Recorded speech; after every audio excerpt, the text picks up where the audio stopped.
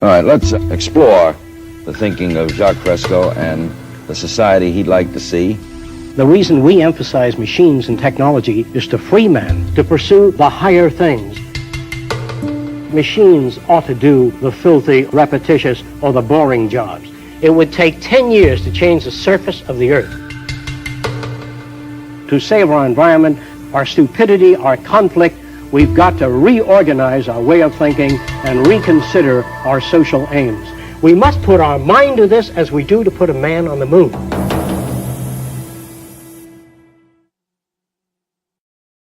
Like many kids, when I was 6 years old, I dreamed of flying in space. I'm old enough that back then the only astronauts were Flash Gordon and Buck Rogers. Voice guards will blast them to pieces before they land.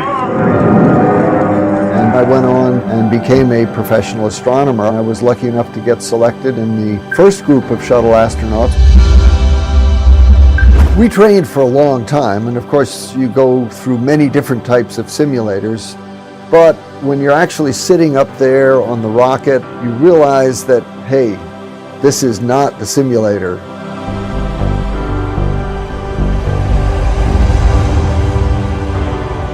The whole vehicle is shaking a little bit on the pad.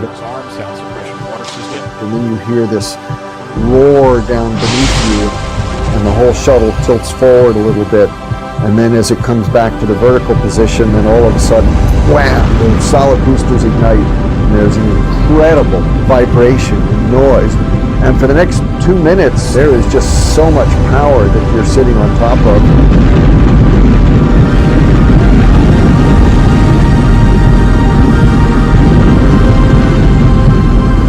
I was just sort of holding on, thinking to myself, whoa, I hope this whole thing holds together. And sure enough, it did. Of course, by that time, looking out the window, the blue sky has already turned to the blackness of space.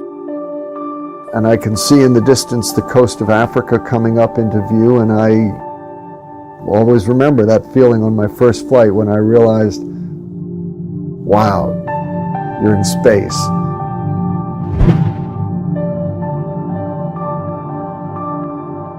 You see from orbit the sunrises and sunsets 16 times every 24 hours. Flying over the Earth at night, in particular, gives you a real sense of human civilization. Because during the day, you look down and you see the colors of the Earth, you see the forms of the landmass of the continents. There's a lot of beautiful things to see during the day. There's also the view of the impact that humans have had on our planet, and that can be pretty scary. Over the course of 11 years of flying, I watched as the Amazon jungle was continually being deforested. At night, you constantly see agricultural burning all over the world. You could see harbors being silted up. You could see in Africa how the tree line would go up every year. And of course, we know about global warming and what we're doing to the atmosphere. That's the other thing that you really get a sense of from space, is how thin our atmosphere is.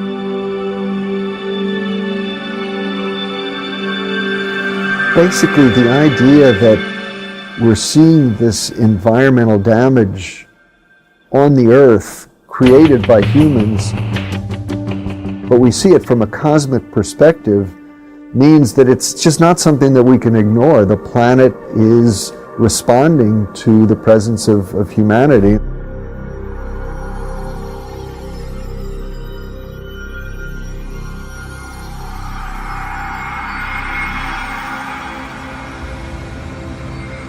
The Earth is a very small stage in a vast cosmic arena.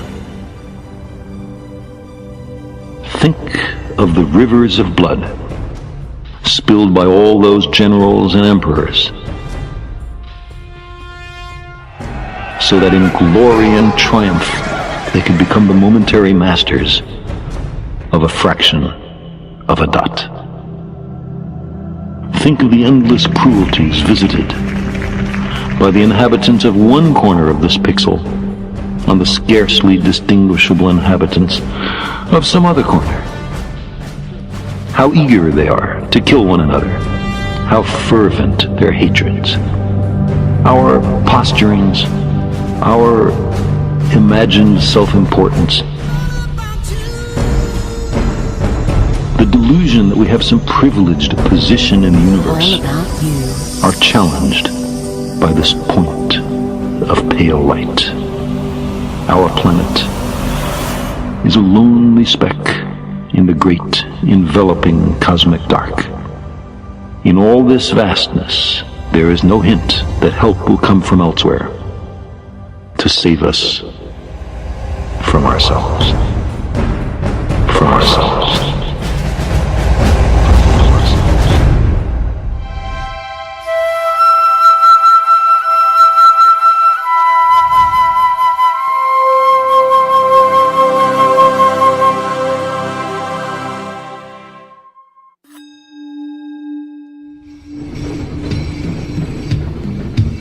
For the first time, we have the capability, the technology, and the knowledge to achieve a global society of abundance for all.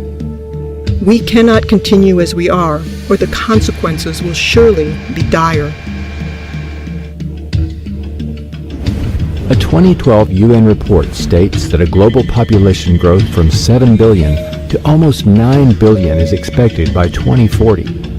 Demands for resources will rise exponentially. By 2030, requirements for food are projected to rise by 50%, energy by 45%, and water by 30%. We are presently depleting natural resources 50% faster than their planet can renew. At this rate, it is estimated that we'll need 3 more planet Earths to keep up with resource needs as they are today. What is the sixth extinction? Is it happening right now? What's the cause of it? What we as human beings are doing to the planet, changing the basic conditions of life very dramatically and very rapidly. And yet, from environmental disaster to war, our obsolete value systems perpetuate insanity, threatening us on many fronts. Is it the best we can do to just clean up after the fact? Are politicians capable or even competent to manage the world around us? Speaker, let me explain. The Prime Minister.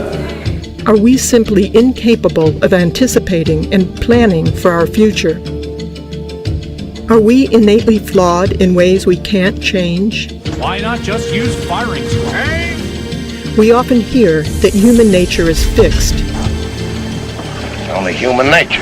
And our worst qualities are inborn.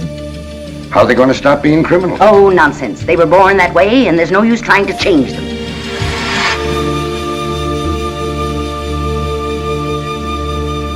I think it's difficult to talk about a specific human nature like we talk about fixed or modal action patterns in non-human species, but clearly in humans, learning plays the major role. In fact, I refer to humans as the learning animal because humans learn more than any other animal.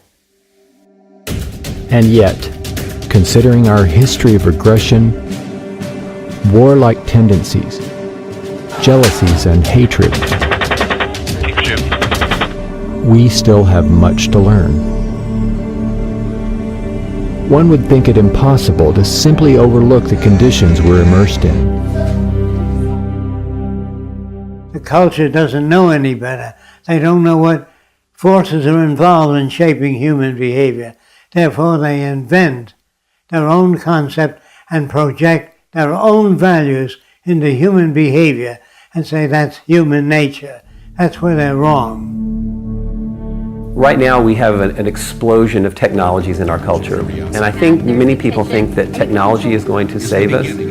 Certainly technology has made our lives easier in many respects. Find parking space. Parking space found. Sometimes it's good, sometimes it's not so good. Drones armed with Hellfire missiles. How would you like to get paid to spy on your neighbors? But there's one technology that we don't have that we sorely need if we're going to really change, and that's a technology of behavior. So the science of behavior needs to be applied like the sciences of physics, chemistry, and biology have been. That's the one missing, ingredient in our culture, and that's the toughest one because it opposes the way that most people think about themselves. Examining human behavior in the same manner as any other physical phenomenon will enable us to understand the factors responsible for shaping our attitudes and our conduct. All natural scientists assume that their subject matters are lawful and orderly. I mean, if they're not, then you can't do science. Behavioral scientists assume that human behavior and the behavior of other organisms is also lawful and orderly. To not assume that means that you accept that human behavior is somehow separate from the rest of nature. We don't make that assumption. We make the assumption that human behavior is part of nature. Human behavior is just as lawful as everything else. The sunflower does not turn to the sun. The sun makes it turn by pulling in membranes. A sailboat cannot sail. The wind moves it. Plants can't grow. They are shoved by sunshine, soil, temperature, all kinds of things. All things are shoved by something else. All people are acted upon by other things. Remember, your mother said cup, table, light, papa, mama, over and over again until you did the same thing. Even race hatred is learned.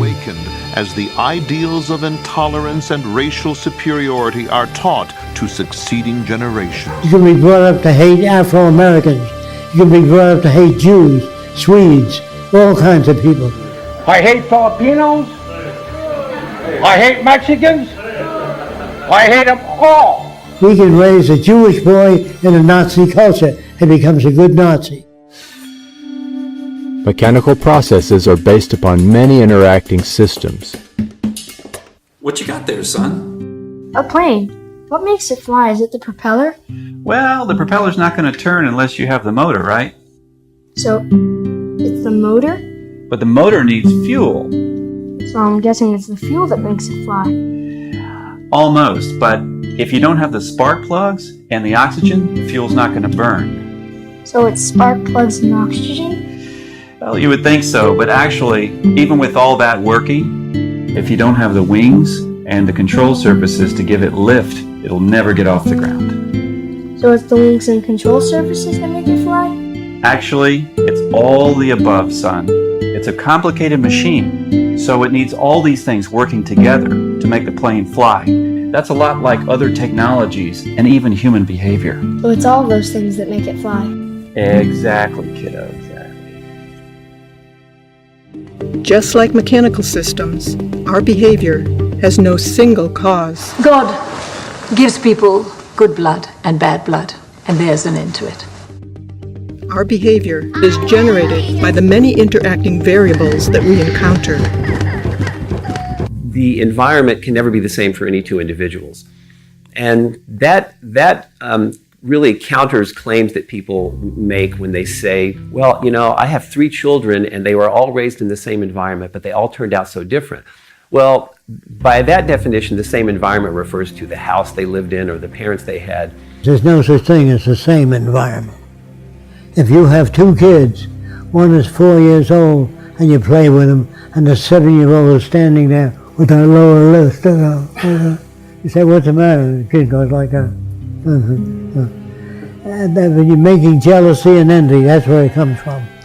But from a scientific perspective, the environment really consists of the moment-to-moment interactions between your behavior and those events, both inside and outside you. So the environment is in constant flux. You put the young kid on your lap and the older kid, say, I love you both. You never play with any one kid or have a favorite. You say, you can go to the movie, but you can't because you didn't do your homework. when she falls down the stairs, you have a grin on your face. You know what I mean? Not that you're bad, but you feel you've been mistreated. Even our concepts of aesthetics and beauty are often attributed to an intrinsic quality, but closer investigation reveals that these perceptions vary greatly from place to place and throughout history. I think notions of aesthetics and beauty are for the most part learned. I mean, all you have to do are cross-cultural examinations of what people consider to be attractive and beautiful, and you'll find that they differ widely from culture to culture, and sometimes they differ widely within the same culture. There are people who wear brass rings around their neck. They stretch their neck. If you took those rings away, the head would fall over, and they call that beauty. On some of the islands I went to visit, if the girl had a buttocks that stuck way out, that was beautiful. The other girls were nothing. But even a girl might find herself shut up in a cage until she's put on those 265 pounds that make her almost, but not quite eligible for marriage in her country. I know there are suggestions that there are genetic contributions to what we think is beautiful, but I think the most parsimonious explanation we can have for what constitutes beauty to a given individual has to come from that individual's environment, the culture they're raised in. If everybody had a nose a foot long, you'd have surgery done. There is no such thing as beauty. It's all projection. If you marry the most beautiful girl in the world, and she turns out to be a pain in the butt, that face becomes ugly to you. Some researchers are posing that genes, rather than upbringing, determine if someone might become a criminal, and even a murderer. If you ask people to tell you what determines whether they become a doctor or a lawyer or whatever profession, most people will agree that it has to do with your upbringing. You know, the influences from your parents, from teachers, from others, and not genes. Genes don't determine that you become a lawyer or a doctor. Genes don't give us a value system or a process level by which we operate. Well, genes don't shape our behavior. The genes themselves were shaped by our evolutionary history, but our behavior alone is squarely shaped by the environment that we're exposed to. Behavior does not occur in a vacuum. It is always dependent on considerable environmental input. I wanted to know whether men have a natural attitude toward women or do they learn it. So I went to some island years ago. But the interesting thing about the islands is they wore no clothing. And I never saw a male stare at the female body. Children swim nude when they're babies, boys and girls together. There was no peeping Toms on the island. There was no pictures of nude women up on the wall in their huts. Because it was a normal thing to be nude. They said to the girl, "Me like you," and they stroked them from the top of the head all the way down. But they didn't go for the breasts. Men go for women's breasts in this country because they're taught, hey, get a load of that chick. And whose fault is it? It's not the Democrats' fault. And it's all Obama's fault. Of course, the traditional notion, which is one that gives the individual personal responsibility and autonomy, is one that gives the individual credit for his or her behavior, and also, on the other hand, blames the individual for his or her behavior. Blaming people for their behavior is one of the most detrimental things of our so-called advanced culture. Their behavior is shaped by the culture they're brought up in. And of course, that's built upon or based upon an assumption that we are free and we freely choose our behavior. But a scientific perspective actually takes the opposite viewpoint. The scientific perspective is a determinist one, which suggests that our behavior is lawful and orderly. Our behavior is caused. There's no serial killer that doesn't have a background that made him that way. Every gangster, every New York gangster is made that way by associating with people like that. Our social and legal systems blame and punish the individual. Yet these attempts to modify conduct by punitive means ignores the person's background and surroundings, which shape that behavior to begin with. From old-school prison gangs to disruptive street gangs, it's a dangerous mix for staff and inmates alike. Research shows that learning also changes the physical and chemical structure of the brain. Obviously, there are many contributing factors, but genes play a small role in comparison to the effects of the overall environment on how we learn. No Chinese baby was ever born speaking Chinese. Did you know that? They had to go to school to learn the language. No French baby was ever born speaking French. No matter how many years the parents spoke French, they have to learn it. Our cerebral cortex is really built on plasticity. Our behavior is very malleable and very adaptive. We're the most adaptive creature on the planet. And if you look at the history of humankind on the planet, you can see that we've learned to adapt to every single environment on the planet. The only difference between a preacher and a thief is the environment they're reared in. We don't come to our own conclusions without any outside influences. We don't change our minds.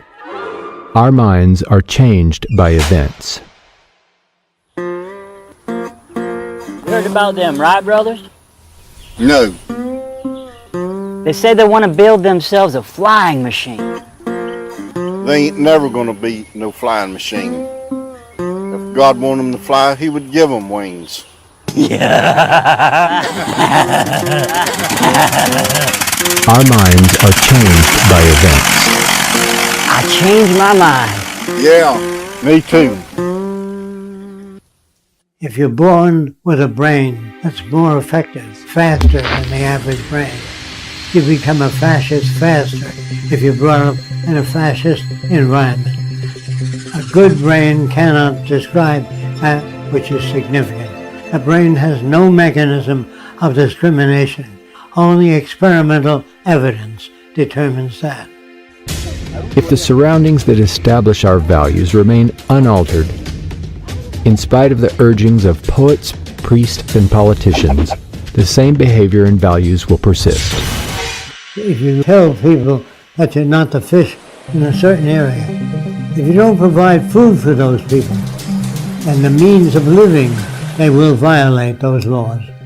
All laws have to coincide with the nature of the physical world. But it isn't the law that prevents crime. It's if you meet the conditions. These days, rhino poachers come by helicopter, armed with powerful tranquilizers and a chainsaw. Rhino horn is now worth more than gold. If people are unemployed, they will do whatever they have to do to feed their family. So if you make a law and say that you're not to steal food, they will steal food if that serves their family needs. Any law that's made by man that doesn't fit the circumstances of reality will be violated.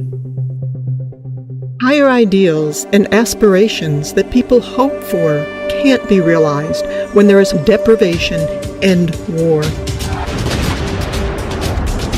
If you want to go bomb somebody, there's remarkably little discussion about how much it might cost, but when you have a discussion about whether or not we can assist people who are suffering, then suddenly we become very, cost conscious.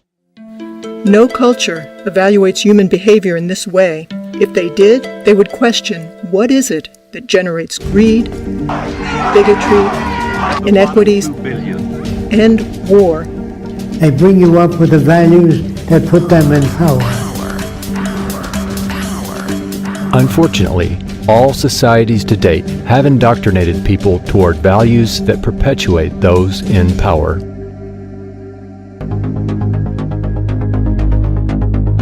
So, let's investigate the key factors governing the lives of people and nations. Money and the values, behaviors, and consequences it produces. Time and sales data. Split-second stats.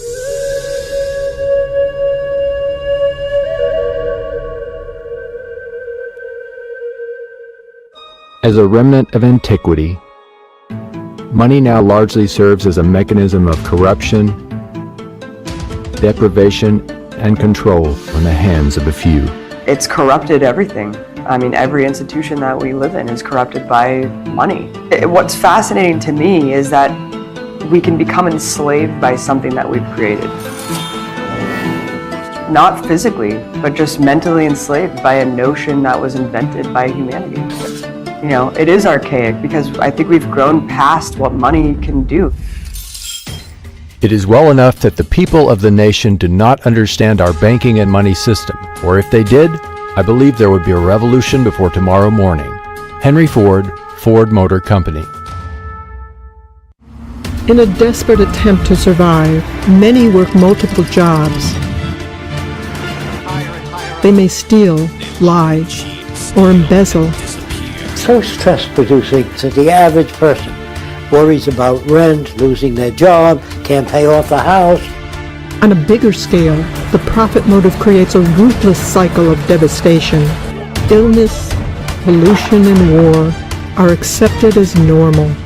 You have sort of a wartime economy that begins to be self-perpetuating, and you have powerful people inside of a power vacuum, really, you know, who see it as in their interest to perpetuate the conflict. But it does benefit the few at the top who live parasitically by the manipulation and control of money. The banking system right now is effectively enslaving individuals, enslaving students, enslaving institutions, and sucking resources from them. They set it up so that there would be private central banks that could charge everybody interest on the currency and allow themselves to get rich without having to do anything. Who's been doing all of this? It's a group of bankers, the Federal Reserve System, that's a private system. The Fed is a private bank owned by private stockholders. Do not let the name Federal fool you. In 1913, which is when Woodrow Wilson allowed the Federal Reserve System legislation to be passed, most of the Congress people had gone home. This legislation turned the central bank system of the United States over to the Federal Reserve Board, making them the only group that could issue Federal Reserve notes or U.S. dollars. President Wilson, he regretted that. He said that he had just sold this country downstream. A great industrial nation is controlled by its system of credit. Our system of credit is concentrated. The growth of the nation, therefore, and all our activities are in the hands of a few men. We have come to be one of the worst ruled, one of the most completely controlled and dominated governments in the civilized world. A government by the opinion and the duress of small groups of dominant men. President Woodrow Wilson, 1916. It's a fiat system that we operate under, and it's actually someone punching numbers on a computer somewhere. That is how we manufacture money today. There's nothing backing it, there's nothing behind it. When government spends more than it collects in taxes and needs money, it does not print its own money, but borrows from the Federal Reserve in exchange for U.S. bonds, which the Fed provides at interest. When people and corporations want money, they go to banks as well. The system is rigged. If a bank buys a $100 bond, the bank gets to lend out 10 times that amount, or $1,000. They created the extra funds from nothing. No money, gold, or anything to back it up. The bank also gets back the loans with interest for all the money lent. Money is created this way from the simple signature of a borrower with the promise to pay it back. And to make matters worse, very often people are paying the amount back many times over due to the interest. This is the process by which individuals, companies, and governments acquire money. It is respectably referred to as fractional reserve lending and is used globally by most other banking systems, keeping people and entire nations in perpetual debt. So if you just keep printing dollars with no backing, at a certain point people lose confidence in the currency, and that's what's happened. The banking system right now is in the business of manufacturing risk by creating debt for individuals and people. And so there is the risk that those people will not pay that debt back. But the liabilities for the risk have been and continue to be assigned to the U.S. taxpayer in the U.S. currency. We're now sitting in a situation where the world's currencies are about to crash. Nobody knows how long it's going to take, but the Federal Reserve System has been printing dollars like there's no tomorrow. You have what is effectively a criminal enterprise based on the manipulation of people's attention, resources, and time in order to extract value from them. They're stealing money from us that way. They're stealing the result of our efforts and our labor. And that is something that has grown as a cancer on our society. These bankers are all part of a system called the Bank for International Settlements. Most people, even in business and banking, don't understand this bank and its role as the BIS. They own 40% of the assets of the 43,000 companies that are traded on the capital markets. The bank runs itself. It has a board of directors which is composed of 15 governors of central banks from around the world. And they pull down 60% of the annual earnings. They bought up all our media, and that media is hoodwinking citizens. The media has morphed into just peddling the corporate interests of the money masters that control the political establishment. There's about 118 boards of directors that sit on these 5 giant media corporations.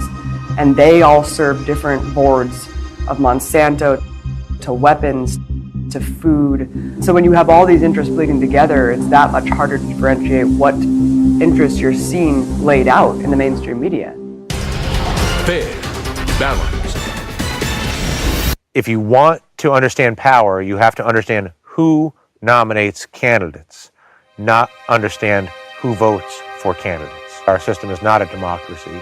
The percentage of our population that participates in the nomination process is literally less than 5% of the population, and really less than 1% of the population.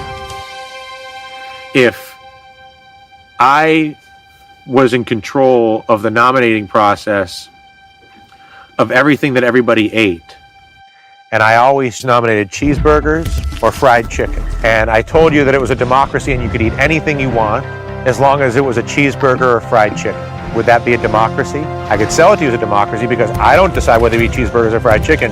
You get to vote in a very large and well-publicized election as to whether we're going with fried chicken or cheeseburger. And people organize into very tribal groups, being very anti-fried chicken and very pro-cheeseburger, or they'll explain to you exactly why cheeseburgers are going to be the end of the world and why fried chicken's going to save you. Those who can afford it hire lobbyists who essentially buy politicians. Most of the time, either party will suit their needs. Definition of a lobbyist in the United States is someone who advocates for someone else and is getting paid for it. The laws then enacted are quite often written by the corporations to benefit themselves. Professor Thurber sees an underground explosion in lobbying and estimates the industry actually brings in more than $9 billion a year, exceeded only by tourism and government. The reason that we aren't changing things right now is the banks have lobbyists in Washington in numbers I've never seen.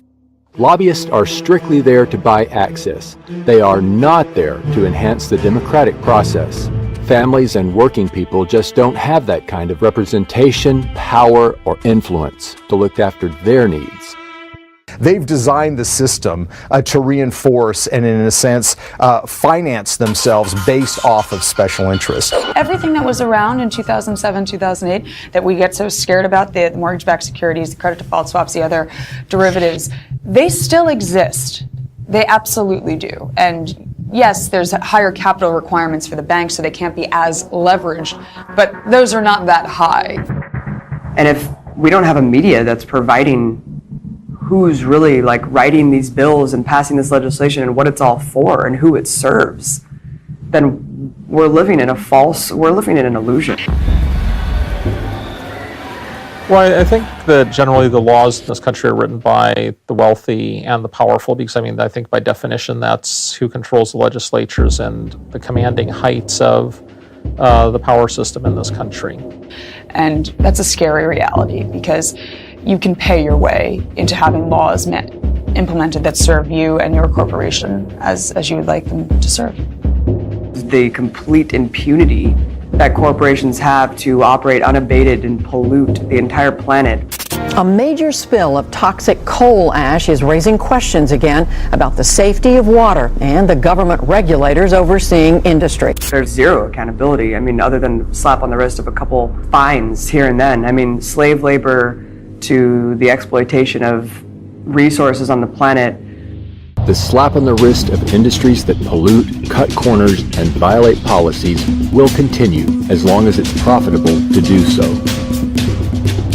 JP Morgan paid $13 billion in fines last year. If you have that much money in order to just pay fines, and they put away $19 billion for paying fines.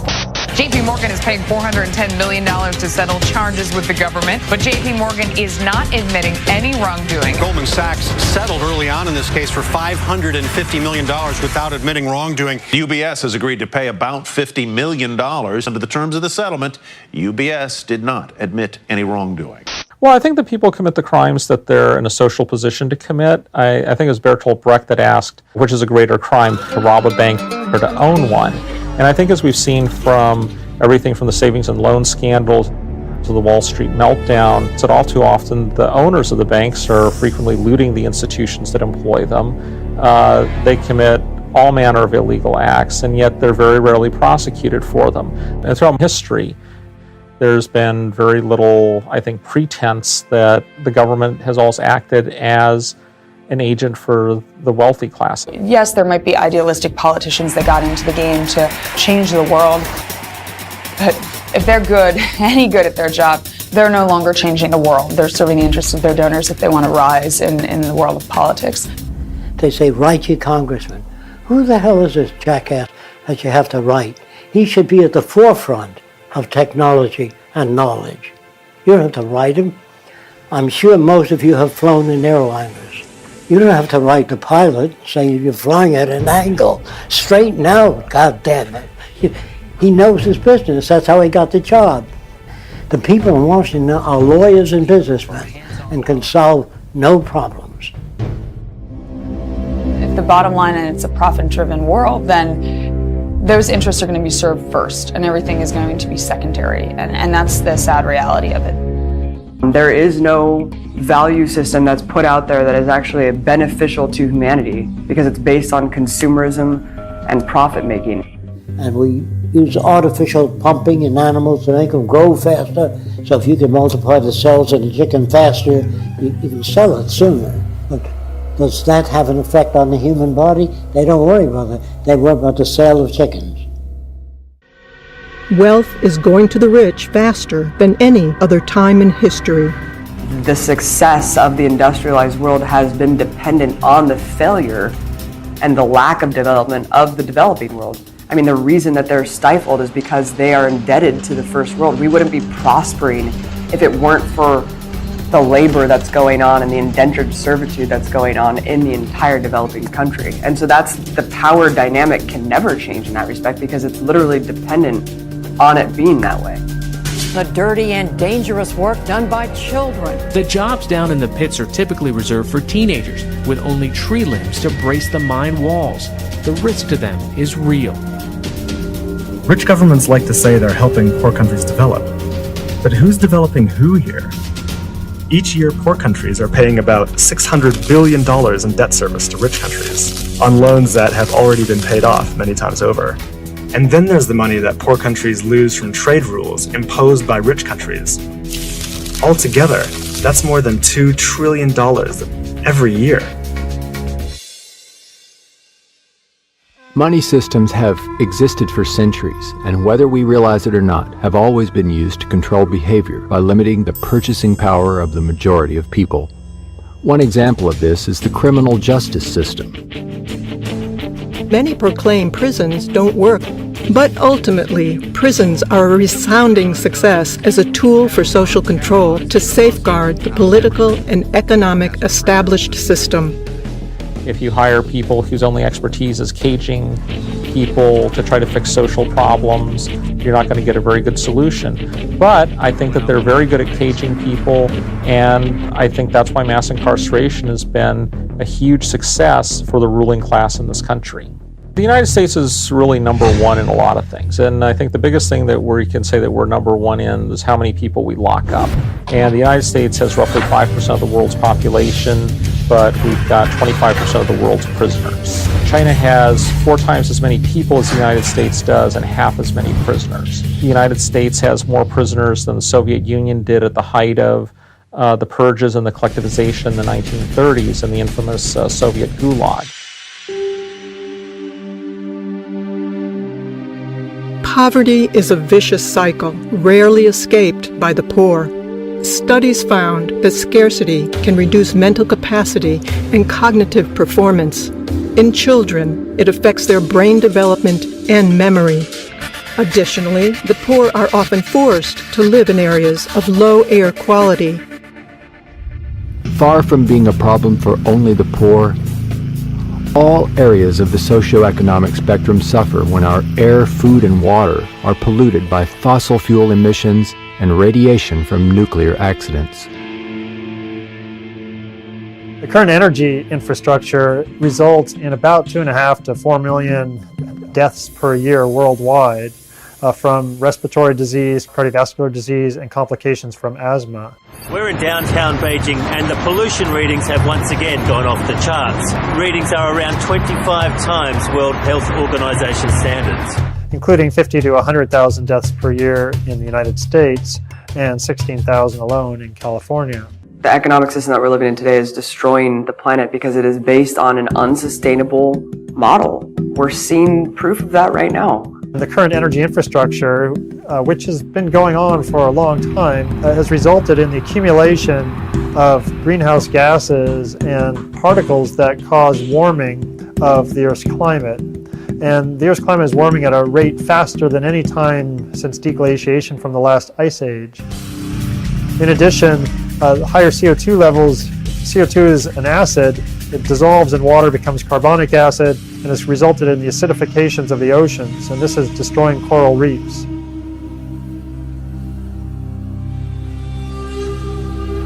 We have to realize our planet does have a certain amount of regenerative power, and there's no question that we've been through numerous worldwide extinctions. We have fossil records of that, and the Earth has recovered. There is a limiting carrying capacity, though. There are many additional impacts of global warming. Sea level rise is a very big concern. For example, right now there is about 65 to 70 meters of sea level stored in ice, mostly in the Antarctic, but also in glaciers in Greenland and also sea ice in the Arctic and other places. The temperature's warm enough that we melt all this ice. That means the sea levels will rise 65 to 70 meters, and that will cover 7% of all the world's land and result in all this is along the coast where most people in the world live. This will cause a significant disaster. We're also seeing enhanced storminess, increased intensity of hurricanes, and greater extremes of weather associated with global warming. So there are significant problems associated with this, and these are all tied back to the emissions from coal, oil, and gas combustion that have been occurring since the Industrial Revolution that started in the mid to late 1700s.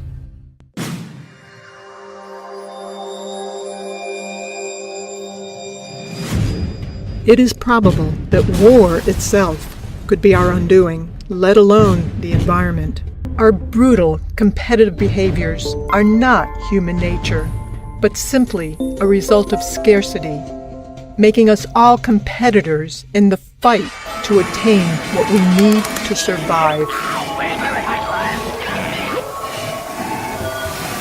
And while scarcity is naturally occurring, it's also intentional in industries and governments for profit and national interest.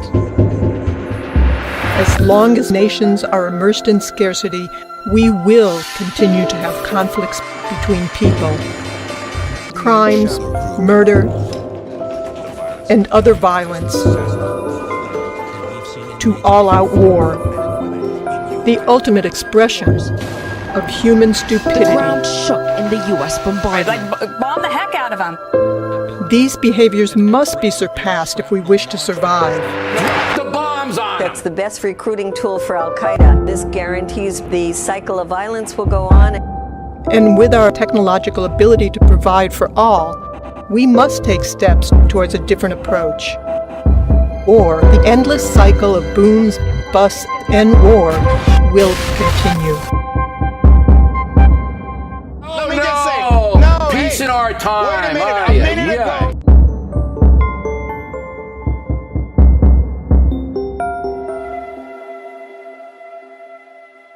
Nobody, including the most of all the United States, goes to war to liberate or spread democracy. The only incentive on a practical level to go to war is to acquire resources. In the United States case, it frequently is either energy resources, shall I say, supporting political alliances to preserve access to energy resources. Smedley Butler, a U.S. Marine Corps General Major who was the most decorated Marine at the time of his death, stated it well when he wrote, I spent 33 years and 4 months in active military service, and during that period, I spent most of my time as a high-class muscle man for big business, for Wall Street and the bankers. In short, I was a racketeer, a gangster for capitalism. I helped make Mexico safe for American oil interests. I helped make Haiti and Cuba a decent place for the National City Bank boys to collect revenues in. I helped in raping of half a dozen Central American republics for the benefit of Wall Street. I helped purify Nicaragua for the International Banking House of Brown Brothers. I brought light to the Dominican Republic for the American sugar interests. I helped make Honduras right for the American fruit companies. In China, I helped see to it that Standard Oil went on its way unmolested. Looking back on it, I might have given Al Capone a few hints. The best that he could do was operate his racket in 3 districts. I operated on 3 continents. War is a racket. It always has been. A few profit and the many pay. But there is a way to stop it. You can end it by disarmament conferences. It can be smashed effectively only by taking the profit out of war. Our universities today are better equipped than ever. Best microscopes, the best scientific equipment, and the bombs are getting worse. The wars are getting worse. Killing is getting worse. You don't need to kill people, bomb cities. There's something wrong with our culture, very wrong. To blame any individual or corporation does not get at the root causes of the problems. The structure of our socio-economic system itself has everyone out to meet their own needs, creating a predatory, competitive environment. Attempting to find solutions to the monumental problems within our present society will only serve as temporary patchwork, prolonging what is quickly becoming an obsolete system.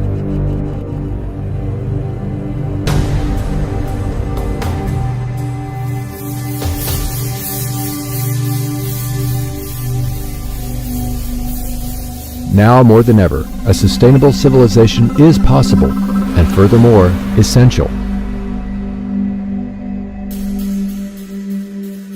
Our social designs, language, and values have evolved from ages ago. The reality of scarcity in earlier times shaped our behaviors and remains deeply entrenched in all cultures today. The history of civilization is a story of change, and this includes our social systems as well.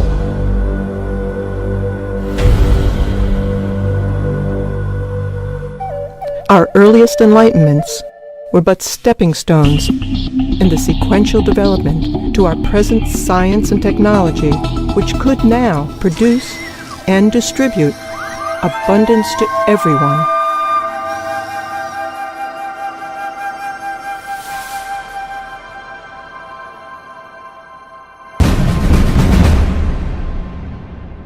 There's no question that many jobs simply aren't coming back, but probably the biggest single driver of that is the way technology is racing ahead.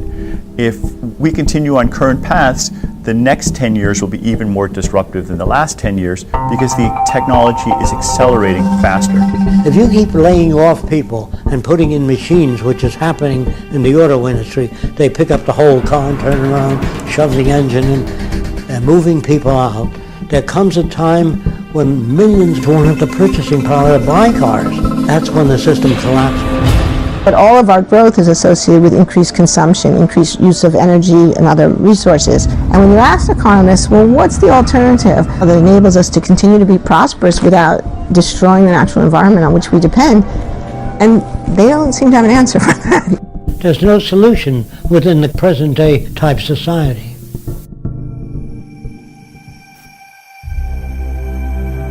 The Venus Project proposes a workable alternative.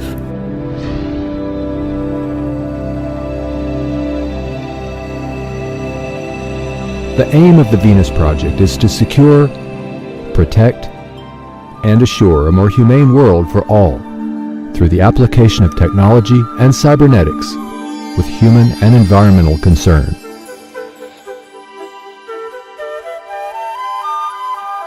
People need information to be able to move into the future intelligently.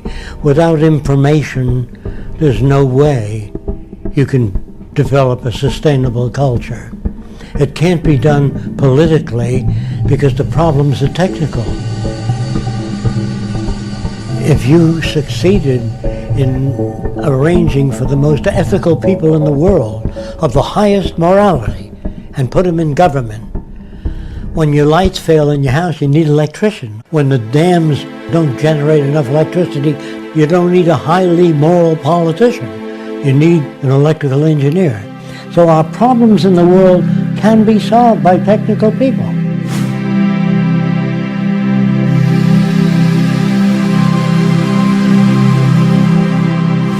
What science does provide for us is a great deal of information about the implications of the different options we have. So science helps us make better decisions by informing those decisions. And that's why it's a shame to turn away from science in the public arena.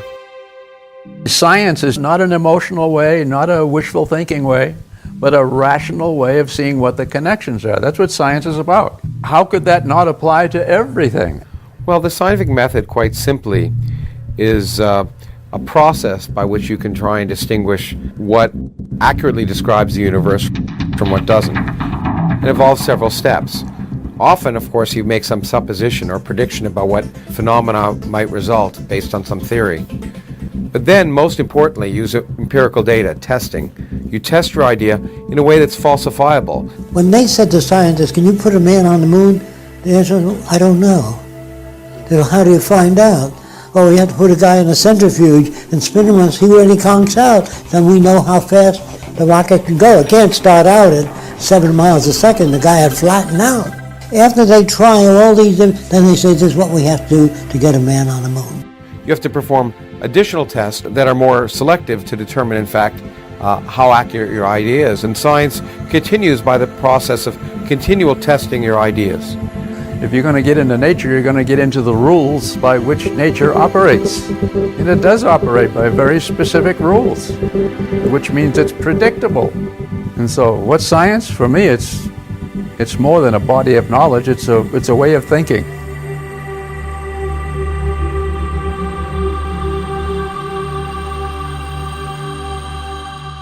Now, language itself is subject to interpretation. When you say something, it goes through my filters and comes out a little different than what you mean. Now, if you had that in the scientific world, engineering world, when engineers talk to each other, they use physical reference for their language. If they all interpreted what they think the other guy meant, you couldn't build bridges, they'd collapse. So in medicine, when a doctor says hemostat, the nurse doesn't hand him a towel, she hands him a hemostat. So that language is very precise. The thing about science is it's independent of culture, religion, language, everything. That's why scientists from around the world can work together. We all speak the same language. They're talking specifically. A wonderful thing about a blueprint, if you give a blueprint of an automobile to Italy, China, France, they all turn out the same automobile because it has uniform interpretation. I was just giving a lecture about two very important results which vastly disagree. What did the two groups do that vastly disagreed? They decided to work together.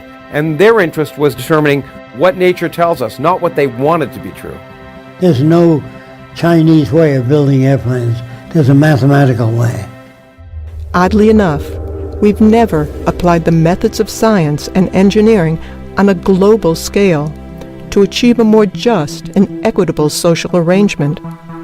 Our failure to do so leaves us continuously on the brink of oblivion. Scientists were never asked to design a society without automobile accidents. They were never asked to design a city that's self-sufficient. You know, you took the Manhattan Project, they were supported, so they built the atom bomb. We're working on the wrong things.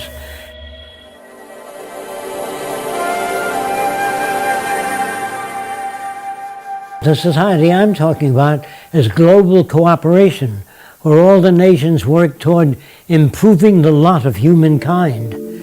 Now, why do that? Because the smarter people are, the richer and more secure everybody is. But in the future, when you join all the nations together, and they can see the advantage of sharing all the Earth's resources and all the knowledge by all nations, once they realize that advantage, they will join together. If they do not, they'll kill each other. That's what endless warfare has led to. Brigandage. What else could happen? But we, who are all of the left of the old engineers and mechanics, have pledged ourselves to salvage the world. We're the last trustees of civilization when everything else has failed.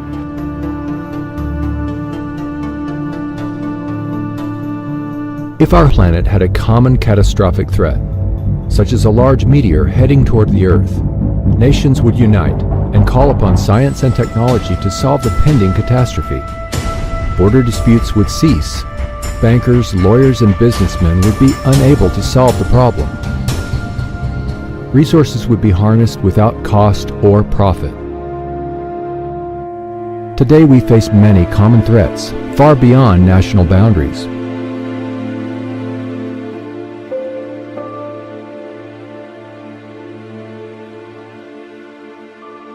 In the world today, we have enough resources to solve most human problems. We can build cities, hospitals all over the world if we use resources. But if you conscripted all the money in the world, there's not enough money to build hospitals and housing all over the world and finance the education of students. But we do have enough teachers and enough buildings we can use for universities. We have the resources. Money is an interference because it limits our ability and it limits our dreams. Imagine the possibilities of an unprecedented mobilization of scientific and technical alliances toward problem solving without the interference of money or politics to initiate global unification and restoration. This could easily enable a high standard of living for all. This is what Jacques Fresco had in mind when he proposed a resource-based economy. If our planet ran out of resources, no matter how much gold or money or possessions you had, you could not survive. Our entire survival is based upon resources. Growing up in the Great Depression in the early 1930s in New York City was a catalyst for his life's work. Jacques explored many different social alternatives during that time, but all seemed insufficient. He rejected the obsolete teaching methods of the time and was granted special privileges by his principal. He read books that furthered his interest in human behavior and social change. His early research with training and observing animals led him to similar findings with people as well. He concluded the environment shapes our values, our identity, and generates our behavior. Fresco witnessed great suffering and scarcity, even though Earth was abundant with resources. He saw it was the rules of the game we play by that were at fault.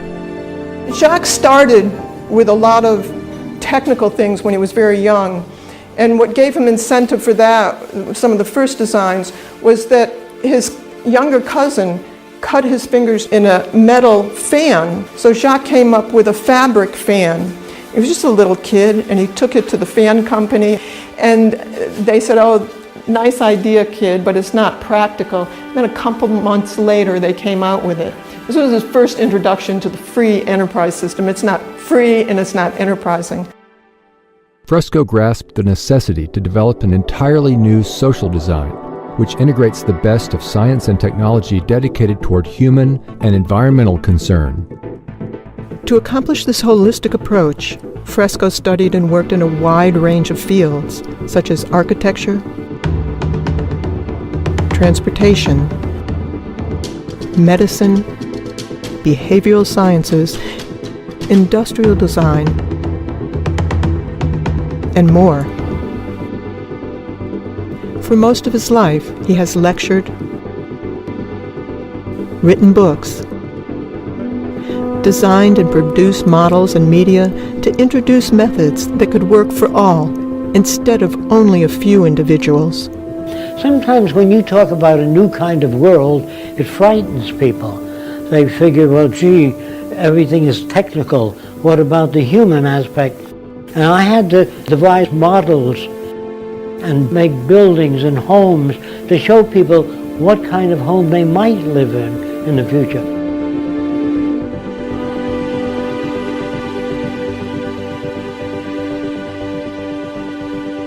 I really don't know what the future will be like, but there are possible alternatives, thousands of different alternatives.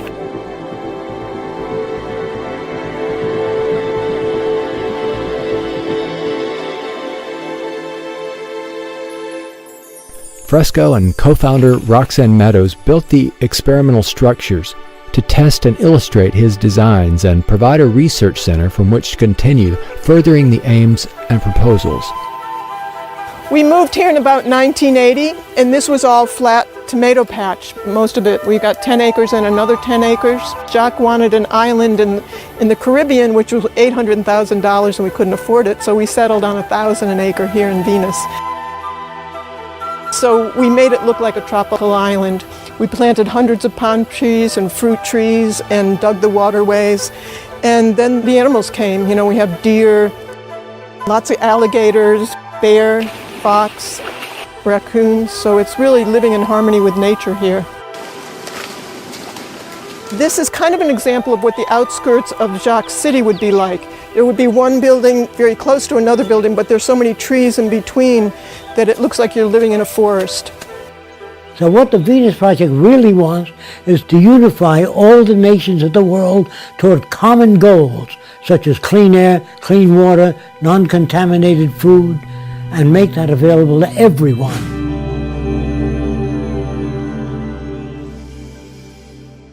What is really needed is the intelligent management of the Earth's resources. A resource-based economy is based on the carrying capacity of the Earth and its resources.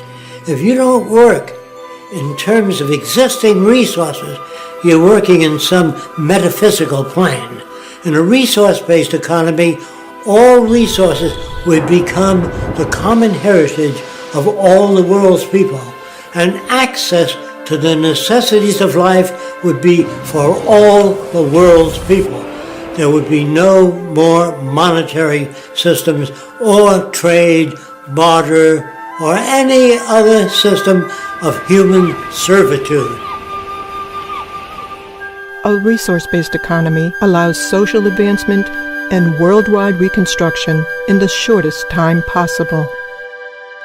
Under scientific scales of performance, we can provide everybody with more than they need. I'm saying that the average person in this Venus Project will live better than the wealthiest people today. But first, you take a survey of the Earth's resources. You don't leave it up to the opinion of somebody or a group of people. You find out what you have, and that gives you the parameters of what you can work with. So you find out where your technical personnel are, where your water is, where your arable land is, the health of the people and the needs of the people, and you build according to that. That will determine where your hospitals go and everything else. A resource-based economy operates as a balanced load economy. This means avoiding shortages and overruns, thus optimizing efficiency and conserving energy. There would be no excesses and little waste. It would be balanced to the environmental conditions and human needs. For instance, there would be no houses without people in them, or cargo trains traveling empty or stored in freight yards dependent on the business cycle for their use. This also ensures natural resources are not depleted as in our present system. Here's where I got the ideas from: the human body. The brain says, if I do all the thinking, I want most of the nutrients. Then the lungs would say, just a minute, if I don't oxygenate the blood, you couldn't work as a brain. So the brain says, all right, I'll give you whatever you need. And the liver says, if I don't filter, the brain and the lungs will die. So every organ gets whatever the hell it needs. And so you have a system that works. When you get an infection in your toe, there's no committee meeting, no democracy, where they send the committee to the brain, say there's an infection in the toe. The brain says, we're going to do a 3-month study. By that, your infection's up to your knee. To achieve the intelligent management of resources, technologies are used to monitor and track goods and services. This is similar to industrial processes of today, but updated to equitably distribute goods and services to all. This is the basis for a total global systems approach. I can imagine an abundance economy where robots do most of the work, where our food, our clothing, our shelter are created by machines. And I think it's very realistic for us to completely eliminate absolute poverty worldwide, not just in the United States, by the year 2035. Nobody needs to starve ever again. That could be an enormous milestone that is achievable because of technology. When we computerize everything and start producing things and make things available, it'll be too cheap to monitor. With the most capable computers, we can arrive at more appropriate decisions on a global scale. I have no doubt that machines will eventually be assigned more and more decision making. For example, years ago, a pilot would look out of a plane and says, I think I'm about a mile high. But today they have Doppler radar and they know exactly how high they are. So we don't want human guesswork anymore when a machine can do it. So I see the future as using very sophisticated computers that make decisions. Now, how do computers make decisions? They have their tentacles out into transportation, agriculture, so they can tell you when the soil is depleted, when it has less water, because it has sensors built into the soil. The computer will be connected to weather departments, earthquake zones, everything. So I feel that eventually government will become computerized. Today, the world's fastest computer is in China. The Tianyi supercomputer is capable of 33.86 quadrillion floating point operations per second. 80% of what doctors do is going to be done by computers. Is that really true? Absolutely. I have zero doubt. You won't want a doctor to do your diagnosis or monitoring or pick your therapy. That's why IBM Watson's trying to pick cancer therapies, because it's too complex for humans to do. There's 15,000 diseases, 15,000 devices, drugs, therapies, prescriptions. Do you think if you're a cardiac patient, your cardiologist has read even 100 of the last 5,000 articles published last year on cardiac disease? Not a chance. But the computer can go through it all. Absolutely.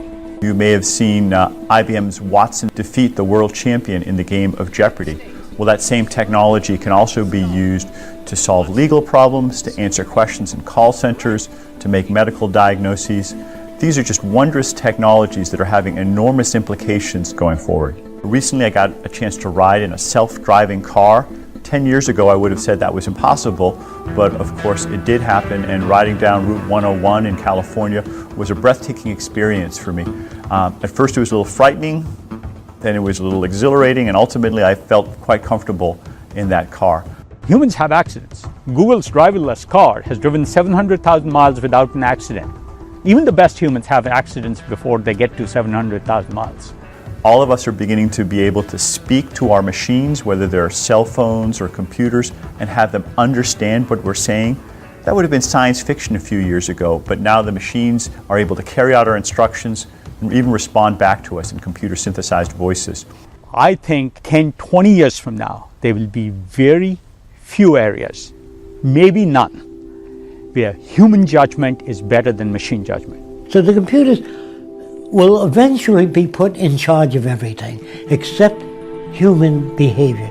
Technology can eliminate critical life or death errors. A machine, instead of humans, fills the prescriptions. The robot gives a huge amount of confidence because we know that pharmacists and pharmacy technicians are incredibly skilled people, but they're humans and they will occasionally make mistakes. You know, we give something like 3 million doses of drug in 3 months here, so even a 1% error rate is far too high. And so eventually you're going to get to computerized government. And that's the end of corruption, because they don't have ambition. Computers don't say, I'd like to be president of the world. I want to control people. They don't have a gut reaction.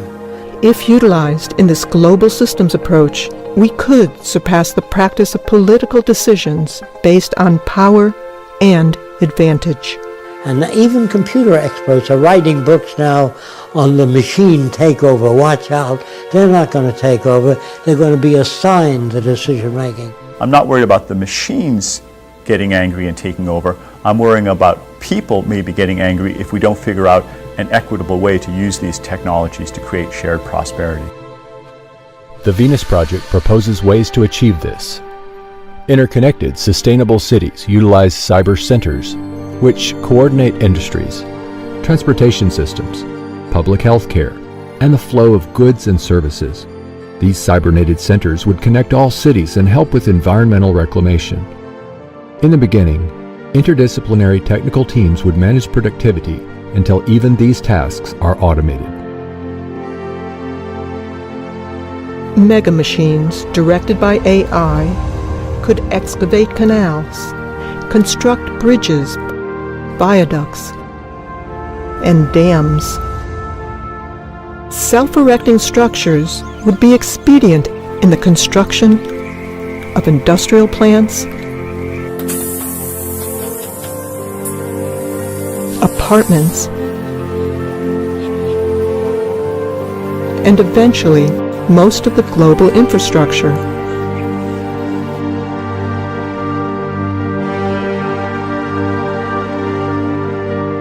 We study all the negative effects before we build anything. So there's a whole group of engineers and computers doing long-term studies of all the negative retroaction.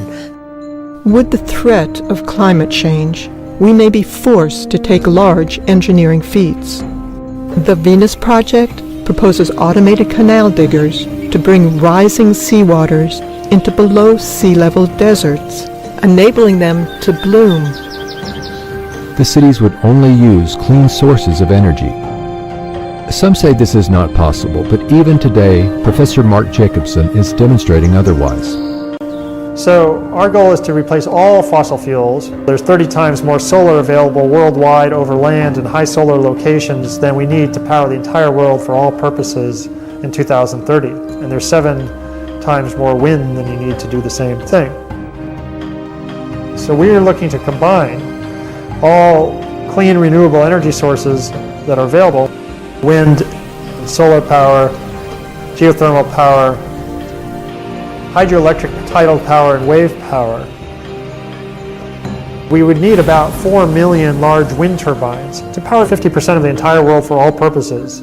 You might say, well, that sounds like a lot. But keep in mind, during World War II, the world produced about 800,000 aircraft in the space of 5 to 6 years, and the US produced 330,000 aircraft in 4 to 5 years. And so that was decades ago, and now we have better technologies and abilities to ramp up production. So it really comes down to willpower. It's not a technological or economic blockade to solving this problem. It's really a social and political blockade.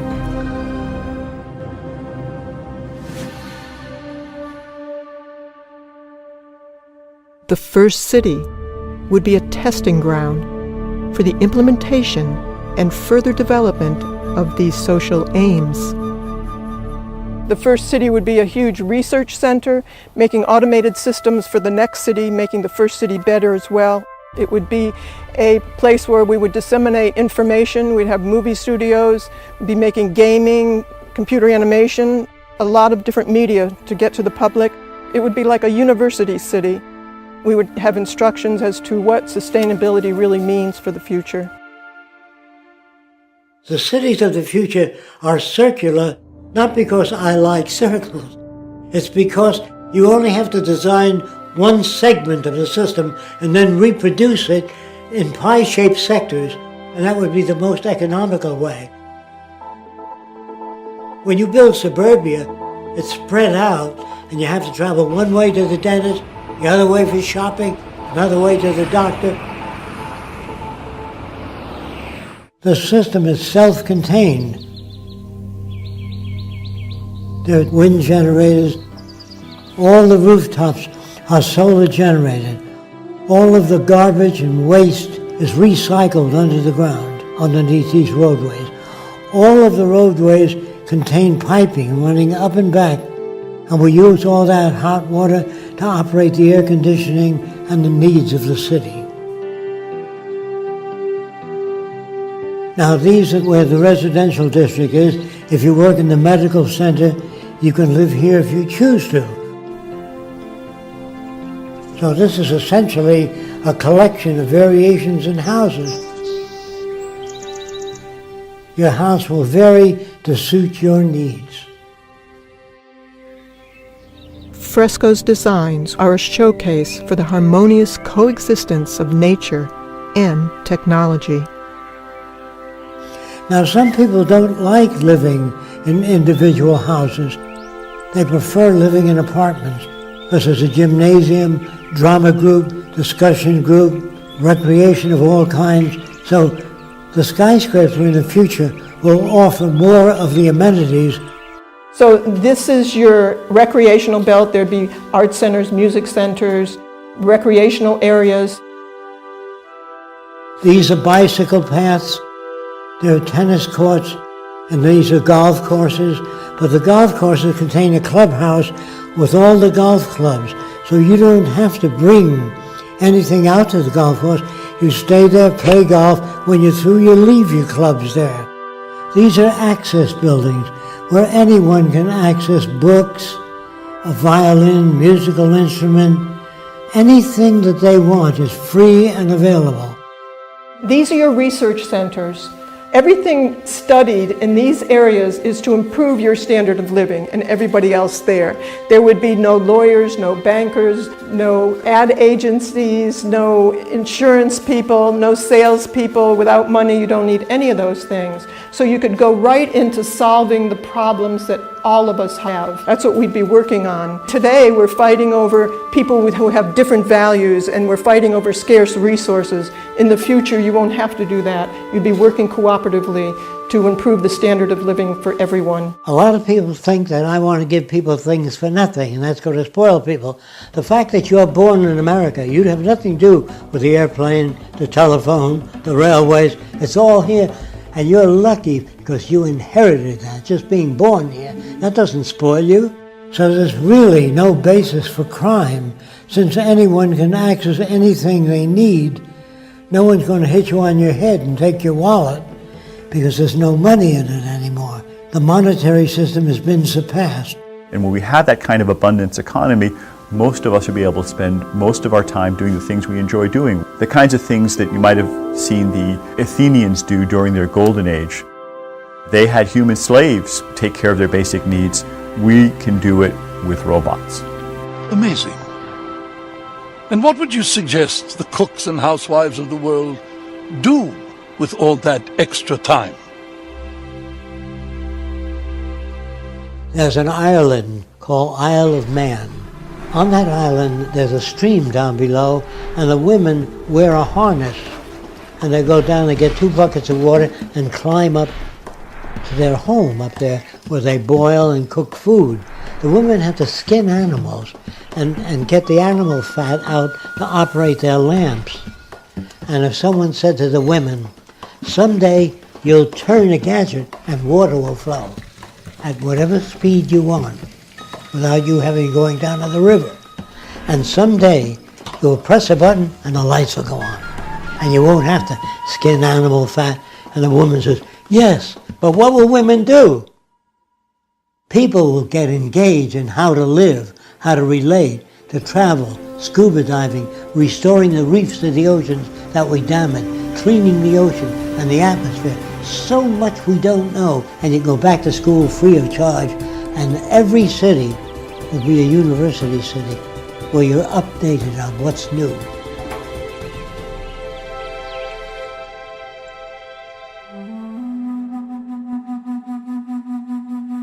we would re-examine everything, from our social arrangements and building processes to our value system.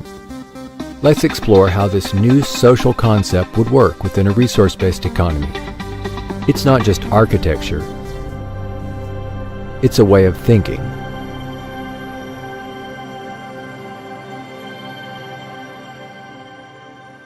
We still have neural lag. It's hard for us to step into the future without dragging some of the past. We won't make the history books of the future. We are that ignorant. Not in technology. We're doing fine in computers, electronics, but the human value system is not moving fast enough. I would say that people would be much more productive, much more humane, much happier people. That is the question. Will people be happier with new technology? No, not new technology alone, but with a value system and new technology. In many instances, we ask people for their opinion. Do you think man will ever get to the moon? They may say, maybe 10,000 years from now.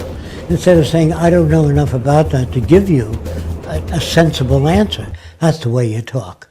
But they have opinions about everything. There'll always be more, there always has been more, because man is greedy. That's what a repeat or a loop of what they've heard in the past. The point is, ladies and gentlemen, that greed is good. Greed is right. Greed works. People are reinforced in this culture to be greedy. The more you have, the more you abuse other people. In order to get what you have, you're looked upon as being successful. You admire the people with money that have those things. And they usually get it off other people's backs that they abuse terribly. So you're not born being greedy. People think that you can't change human nature.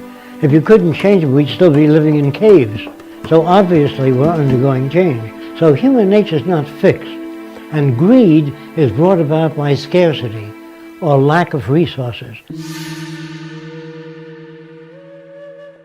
Well, there are some animals that are very docile. The cows on the next field, they wouldn't hurt each other at all. But when we approach them with oranges, because there's a scarcity of oranges, they start bucking each other. So it's really a matter of scarcity. What the Venus Project is trying to do is eliminate scarcity and produce abundance. And for the first time in history, we can do that because we have the technology to be able to supply people with whatever they need. Some people believe that there's such a thing as human intelligence. Remember that an intelligent electrical engineer of 75 years ago could not get a job today. So what you once called intelligent was intelligent at that time within that frame of reference. It's an ongoing process. Now, what is the real meaning of intelligence? The ability to extract significant information from any situation. I would say it depends on the next 20 years. We'll know whether there's intelligent life on Earth. Depends on what we do about the environment and what we do about the human problem. Poverty, hunger in the world, sickness, and waste of resources. If we learn how to manage the Earth's resources intelligently, we can overcome most of the problems in relatively short time. Creativity is taking known systems and putting together in unique ways and adding few things to improve the product. That goes for music, art, drawings, invention. But if you study the history of invention, you will see a relationship and tie of all these variables. I think that's part of the propaganda of each system that tells people that the financial gain is the main motivation in people. It is the people interested in money, but there are other people that are motivated by other interests, medical research, people devote their lives to it. There are people that work real hard and save up money and go to Africa and spend all their time trying to help people. They're not motivated by money. And I am suspicious of people that are only motivated by money. And a $40,000 gold fucking watch. It's not a healthy motivation. If you want to know what kills incentive, is you give people the minimum amount of money, minimum vacation, hard, dirty work with no future. A man that washes dishes in a restaurant, they keep bringing a new pile in every 20 minutes, and he sees no out. He can never buy a home or own a car. He doesn't own enough. So what incentive is that? But he has to wash the dishes because he got 2 kids, he's got to feed them, and that's not good for mental health at all. What will motivate people?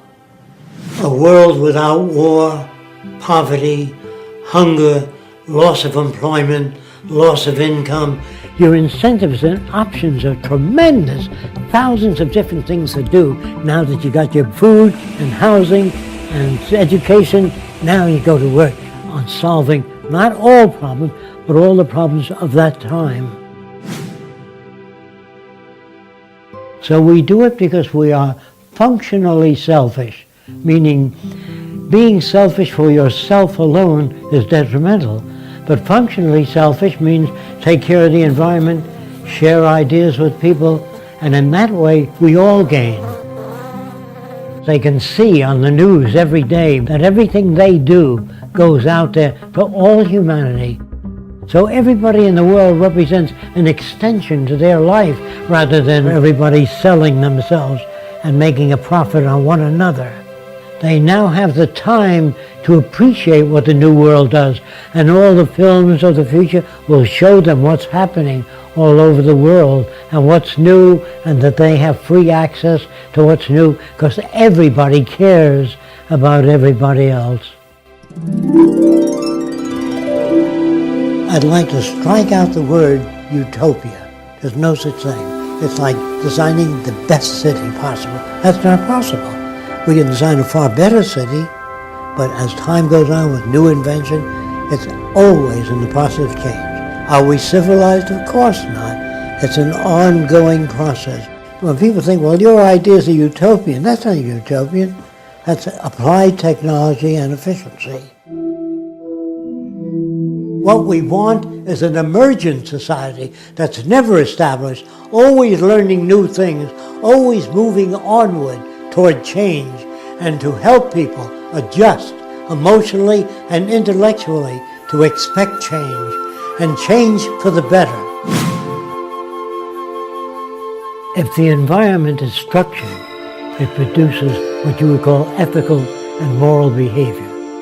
But if you don't alter the environment, it'll keep producing what you got now. So the environment has to be changed. That means the schools, the things we learn, our language, all of these things have to be updated. I think that people will be ethical to the nature of the world. Ethical not because it says so in a book. They're ethical because it's better for them and better for society. So the new ethics is based upon the carrying capacity of the earth rather than my opinion. Will it be a democracy? It never was a democracy. It's been corrupt all the way back, only it's never been disclosed. Did you vote for the space program? Did you vote for the building of warships? Did you vote for any wars? What the hell do you mean by participatory democracy? It never existed. These are words. Whenever you hear democracy and freedom, watch out. That means it doesn't exist.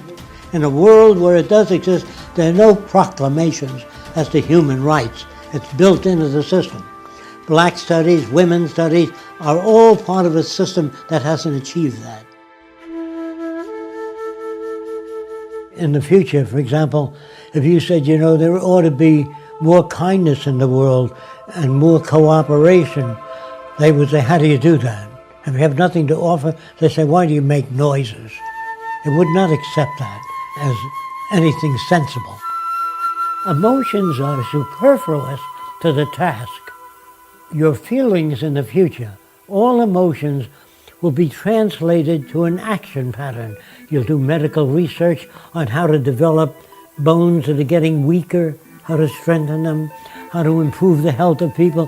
When emotions are translated to deeds rather than this. Now, another thing that really confuses people is the word love. Well, what would happen if you live with a replica of yourself? How long do you think you'd be together? How soon would you crash? So do you love yourself all the time? Of course not. How can you love another person? You only love certain things about people and certain things about yourself. The word love will disappear in the future and be replaced by a newer definition called extensionality, meaning enhance one another's lives. But I love you are just empty words that manifest nothing. It's how people behave to one another that indicates love. There's another thing that's very dangerous, claiming to be aware or conscious. You hear that all the time, at least I'm conscious. Well, I usually meet with those people and I say, where is your liver? Well, I'm not sure. How fast is the blood moving through your veins and arteries? What area of the brain controls creativity? What area is responsible for emotions? What do you mean by consciousness? The human being on top of the Empire State Building can see a 3-foot ball, but a chicken hawk can see a dime and see whether it's heads or tails. The term used, consciousness or awareness, is limited to your senses. So we can never be conscious.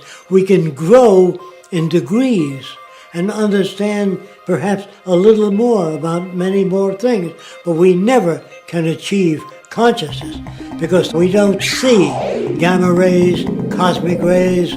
We don't see all of those things without instrumentation. Religion has an old book with a lot of myths, packed with myths, and it doesn't change every year. Consider this. A scientist has a book on astronomy. Every year that book undergoes change. If you have a book on electronics that's 2 years old, it's obsolete. So they undergo change. But here's a minister with that one book under his arm. A real simplistic interpretation of the earth. And it caters to what people fear. What happens after death? What happens now is that myth and superstition is pervasive, not because we don't have better ways of understanding things, but because people want to believe things that make them feel better. Then they tell you in school that everything in nature has a purpose. You know, what's the purpose of life and all that. So they say the purpose of the eyebrows is to deflect sweat off to the side. That means there's a designer. Now, what's the purpose of coughing and sneezing? To infect other people? They say the purpose of horns on an animal is to protect itself. So I said, what's the purpose of those horns? They say, that's for ramming other animals. I said, what if the horns go off to the side? Well, that's for keeping them off the side. What if they go back? That's to keep them off the back? No. Animals are born with every which way horn, and they learn how to use them. People hope that there's some cosmic purpose to their life, but in fact, science, as far as we can tell, tells us there's no evidence that there's purpose to the universe. Does that mean there's no purpose to the universe? No, we can't prove it. It just said there's no evidence of a universe with purpose, and the universe effectively acts like it has no purpose. Now, should this depress us? In my opinion, no. Because what it means is that the purpose in our lives is the purpose we make. We don't want people to have loyalty to corporations or a country. We want them to have loyalty to methodology and loyalty to invention, meaning to improve everything that exists, to make them better, smarter, faster, and make them available to all people. That's the kind of loyalty that's needed. If China comes up with a new way of producing automation, congratulations. If Africans come up with a great idea, congratulations. No more loyalty to corporations, to country. Loyalty to the earth and to all the people on it, and to make the earth a far better place than it is. This is the kind of loyalty I'm talking about. This is the kind of pledge allegiance I'm talking about. To pledge allegiance to methodology.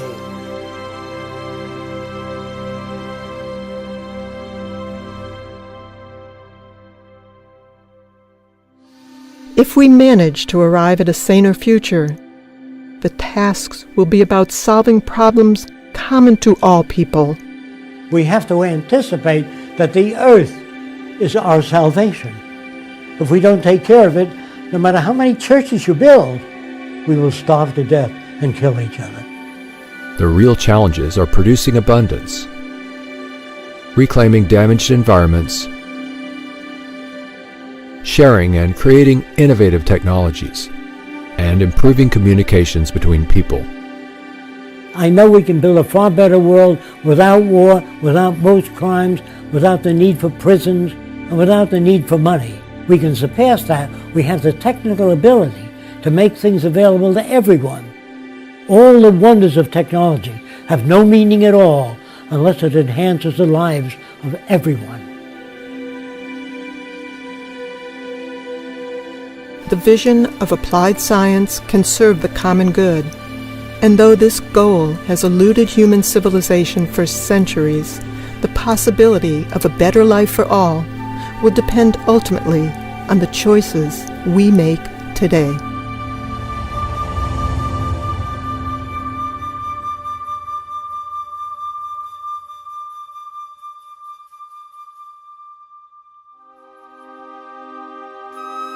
Join those who are working toward making the Venus Project a reality.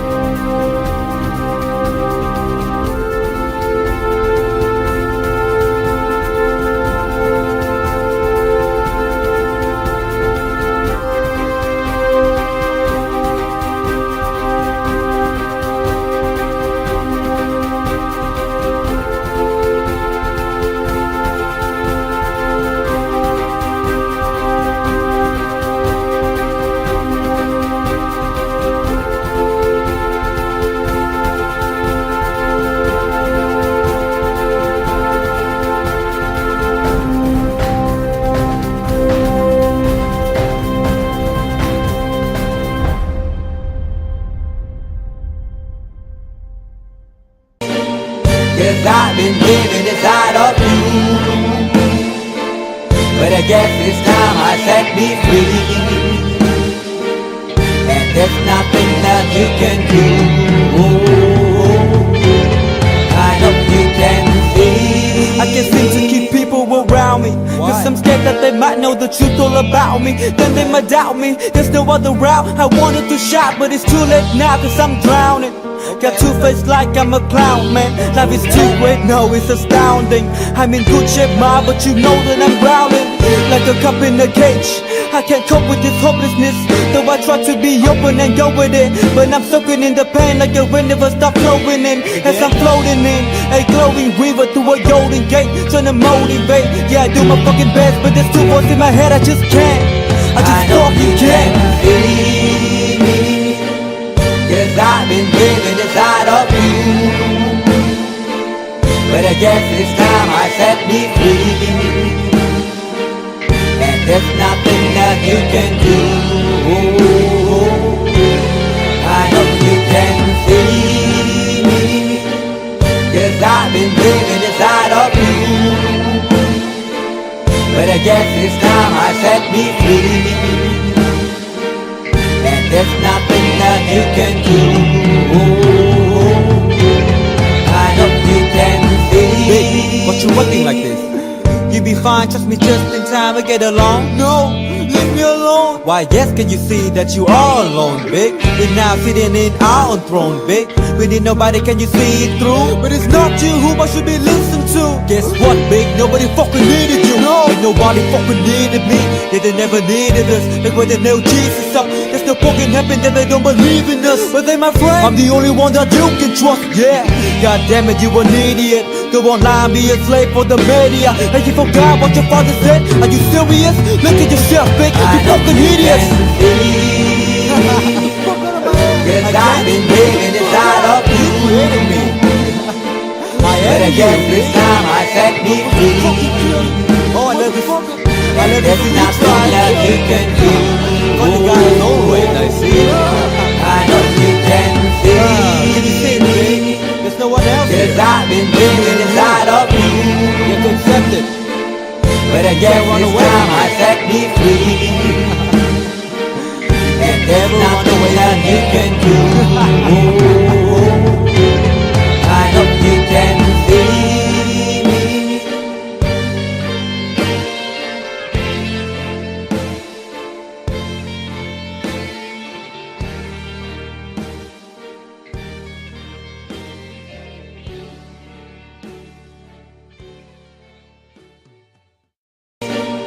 Cause I've been living inside of you.